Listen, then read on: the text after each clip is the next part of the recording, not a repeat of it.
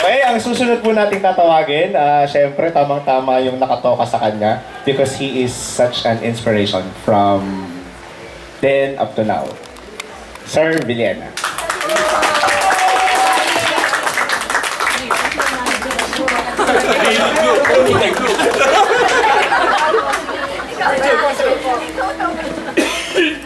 I did not prepare any scripts. I want to make this from the bottom of my heart 20 years after. Earlier, sabi ni nakakaiyak daw. Truly it is. As a matter of fact, when I received the invitation from your chairman, I wanted to cry. Kasi I've been looking forward to this batch to invite me to one of your reunions in the past. But maybe because it was not a reunion that was meant to be for me, and this is the time for me to be with you.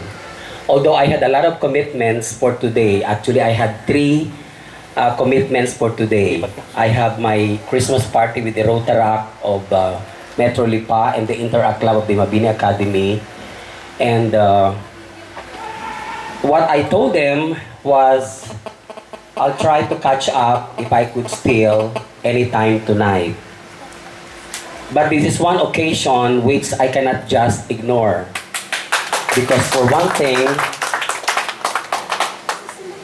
diba, kinapapaiyak na yata.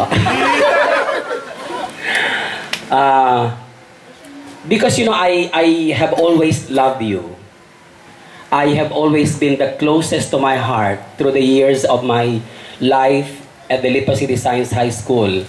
I was so thankful that before I left Lipa City Science High School, I was still with you till your graduation day. Kasi 2 years after your graduation, I moved to Lipa Public College where I was handpicked by the city mayor and became the first a pioneer college teacher at the sa Kolehiyo ng Lungsod ng Lipa, now Kolehiyo ng Lungsod ng Lipa. And fortunately, I was the dean of the college for 2 years. But maybe because that was not my place, quality person like me should not be there. Yabang ano. No, jokingly aside, God is so good. God is so good. He might have been ways of leading you somewhere else, which at first you won't like it. But eventually, you would find out that it was the best thing that should happen to you. When I left Lipa Public College, I had really a big heart. Kasi in my target frame, wala pa akong balak umalis ng Lipa. Wala pa akong balak. Kasi ang target ko kasi, I would be leaving Lipa once I got my doctoral degree. And you know pretty well that at the time I was at Lipa City Science High School, I was already enrolled in my doctoral program at De La Salle University in Taft.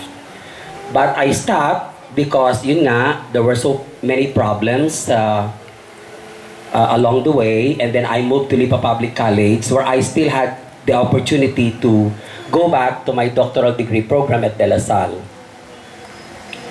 But God is so good nga, it was untimely that I had to leave Lipa. And luckily, there were 3 universities that invited me. One was University of the Philippines in Los Baños, the University of Makati in Makati, of course, and the Philippine Normal University. I never applied to these universities.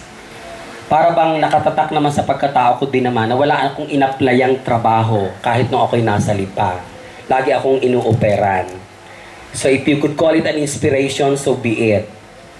But I was about to go to accept my college professorial stint at De La Salle, at UP Los Baños, when I discovered it was very difficult for me to go there during the day and go back in the evening. The travel time was more than 3 hours from Lipa to UP Los Baños. I was assigned to teach development communication, actually, which I like. Kaya lang, because of the travel time, I decided not to accept the offer and accepted the offer from the Philippine Normal University.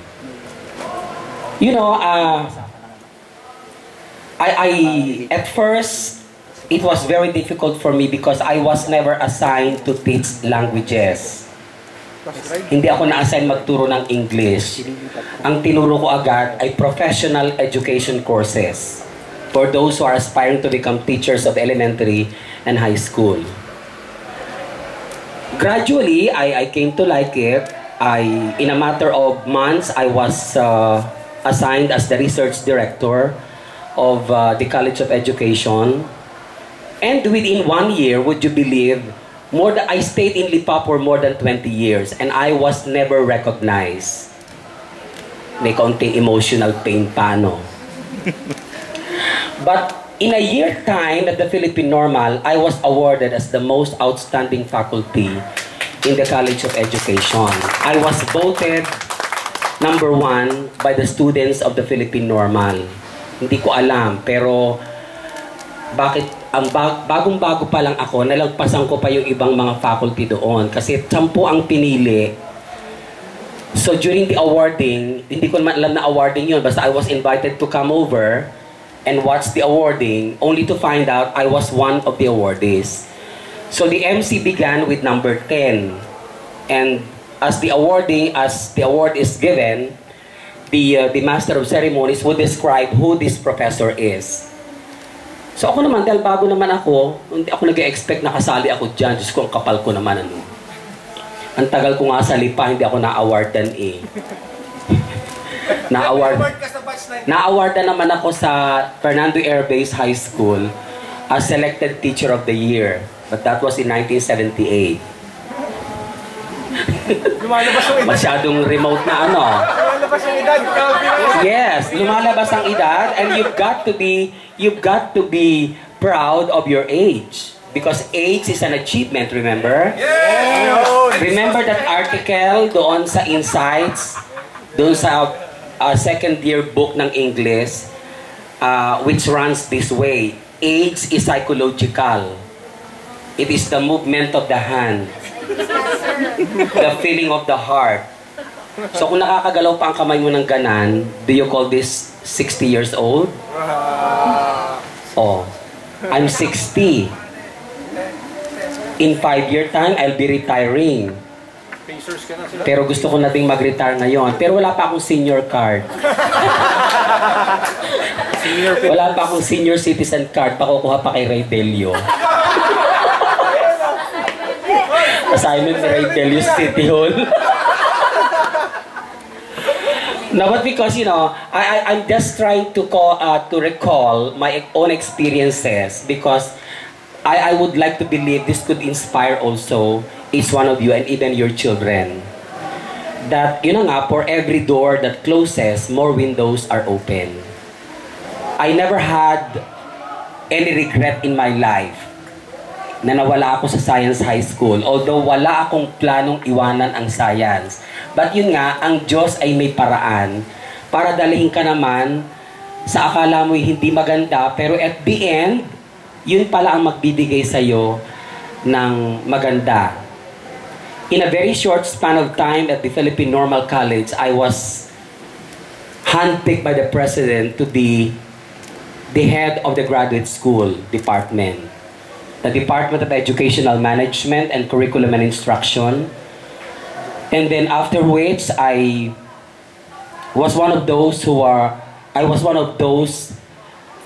considered to be the Vice President for Academics, but I rejected the offer. Wala akong plano sa buhay ko na maghangad ng matataas na pwesto. Alam nyo yan, I'm a very simple person. But I am so grateful that when I came to Philippine Normal University, I was able to go back to school.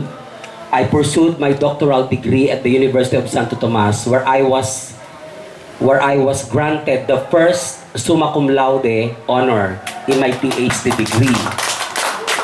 So sabi ko nga, hindi man ako naging valedictorian nung high school. Nung elementary, ako na may third honor lamang. Hindi man ako naging valedictorian nung high school, hindi rin naman ako cum laude nung college. I received the highest distinction award in the University of Central Arkansas, where I got my Master's of School Leadership. And then when I went to UST, sa batch na iyon, I was the summa cum laude. And take note, it's the highest degree in education. It's a Doctor of Philosophy, major in Educational Management. At hindi ganun kadali makakuha ng summa cum laude, lalo kung sa doctoral degree. Pero dahil inalis nga ako sa lipa nagkaroon akong pagkakataong makapag-aral ng ayos. Kasi alam niyo naman, nung nasa science hanggang linggo, nagsasayaw. Diba? Itong season na ito, kung naririnig nyo ang Last Christmas, ako'y nag-e-exercise.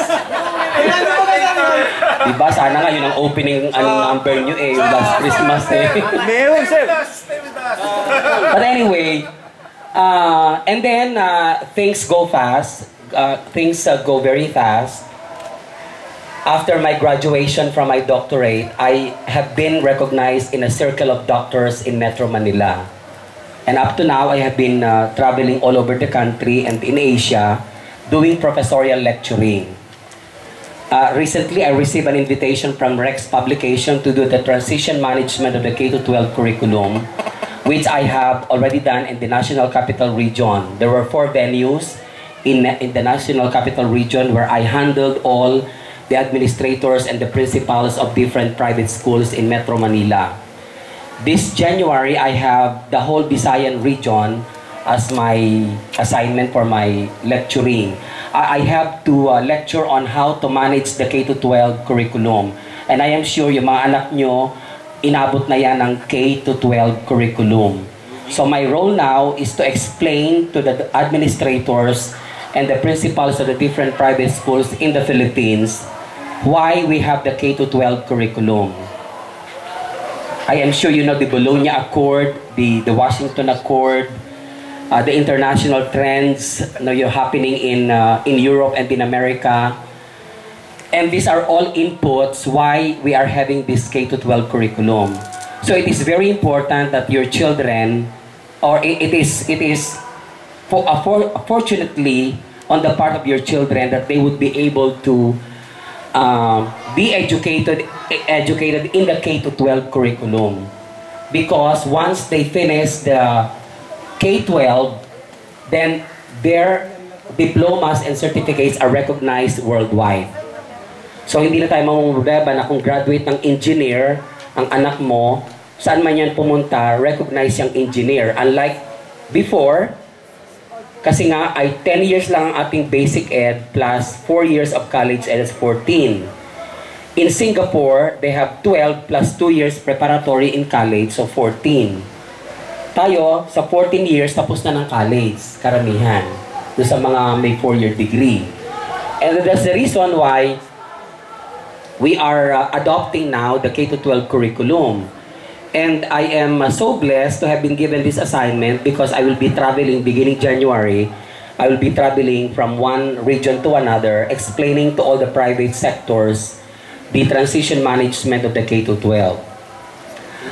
Why am I telling you this as part of my sharing with you? Because nga, as parents already, you're supposed to be well-versed also with the kind of educational system we are having in the Philippines.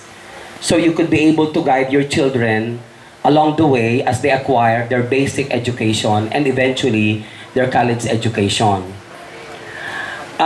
When you say reunion, ano ba ang significance ng word na reunion? So ibig sabihin, you were once upon a time united, but because of the nature of your works, the nature of your professions, you have been disintegrated. So you have been separated physically, but I'm sure you have been united spiritually. And it would be easier for you to, to be reunited by having a responsible chairman. It takes one to be able to, to have this kind of occasion. So I think your chairman deserves a big round of applause.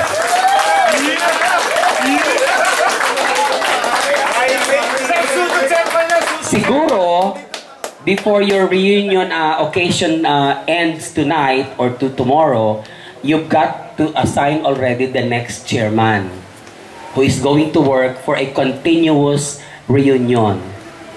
I would like to believe that this is a significant occasion where you cannot just band together but share, your family life,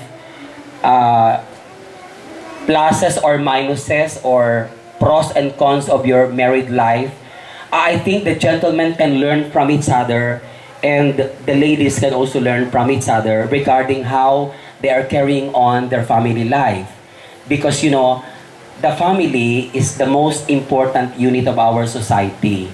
So ako natutuwa na mga pamilyado kayong tao, hindi man ako nagkapamilya ng sarili ko, I would like to believe that you are my family.